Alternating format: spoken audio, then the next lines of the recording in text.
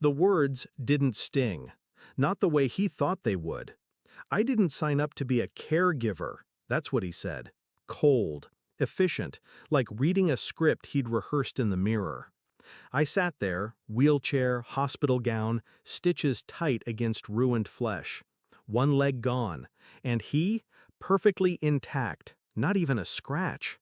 I want a divorce, he added, almost bored. I smiled, slowly, carefully. Let's tell your parents together. Because I already knew what he didn't.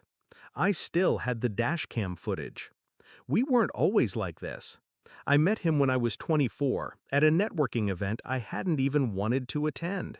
He was magnetic, confident. His laugh carried across the room and found me like it was looking for me.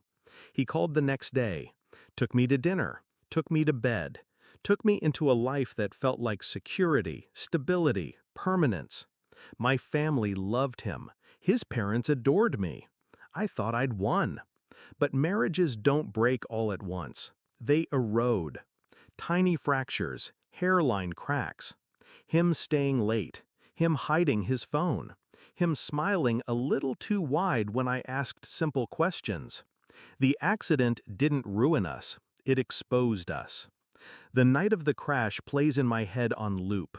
Rain, headlights, his voice, sharp, clipped, telling me to stop asking about his late meetings. The car swerved, too sudden, too sharp. Metal screamed, glass shattered. I woke in blood and smoke. He was outside the car, already dialing. Calm, detached. And when I reached for him, he didn't reach back. Later, the doctors told me they couldn't save the leg. Later still, he told me he couldn't save the marriage. What he didn't know was that my dashcam never stopped recording. I watched it in the hospital at 2 a.m., alone in the dark. It caught everything. His hands on the wheel, his deliberate yank, the way he muttered under his breath. That should do it. He didn't know I heard, didn't know the car's mic picked it up. It wasn't an accident, it was strategy. Because disabled wives don't look good on the arm of ambitious men. I didn't cry, I didn't scream. I planned. 3 weeks of silence. I let him think I was weak, helpless, beaten. I signed the papers he brought me, fake ones he thought I wouldn't read. I played the good patient, the discarded wife. And then I sent one email. Subject line, "For your records." Recipient, his father. Attached, the dashcam file. We sat in their living room the next evening. His parents on the sofa, stiff with anticipation. Him beside me, restless, already rehearsing the speech of a man escaping tragedy with dignity. I stayed quiet.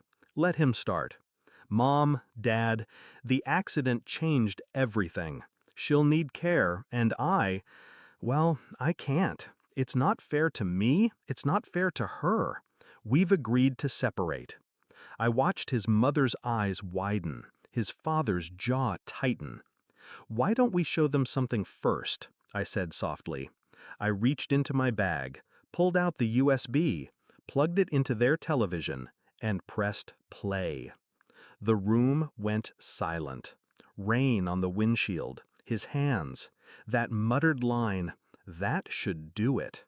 His mother gasped. His father stood up, fists clenched. My husband's face drained of color. "That's edited," he stammered. But his father's voice cut through him like steel. "Shut up." The fallout was immediate. His parents withdrew their financial backing from his business. His father cut him out of the will. His mother, who once called him her pride, couldn't even look at him. And me? I didn't yell, I didn't gloat. I simply handed them the divorce papers. The real ones. Drafted by my lawyer, favoring me heavily. Alimony secured, assets divided. His reputation finished.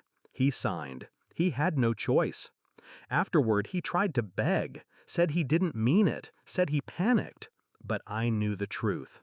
I saw the calculation in his eyes that night. The same calculation that once made me fall in love. Only now it was turned against me, and he lost. I walk with a prosthetic now. Every step reminds me of the price I paid. But it also reminds me of what I took back: freedom, power, justice. He thought he'd leave me broken. Instead, I left him exposed. People ask me if revenge healed me. It didn't. Healing is different. But revenge gave me something else: control. And when I see him now, alone, diminished, stripped of the empire he built on lies, I don't feel pity. I feel clarity. Because in the end, the leg wasn't the only thing I lost that night. I also lost the illusion that he ever loved me. And once that illusion died, I was unstoppable. I didn't sign up to be his victim, but he signed his own sentence the moment he tried to make me one. And I made sure the world watched him fall.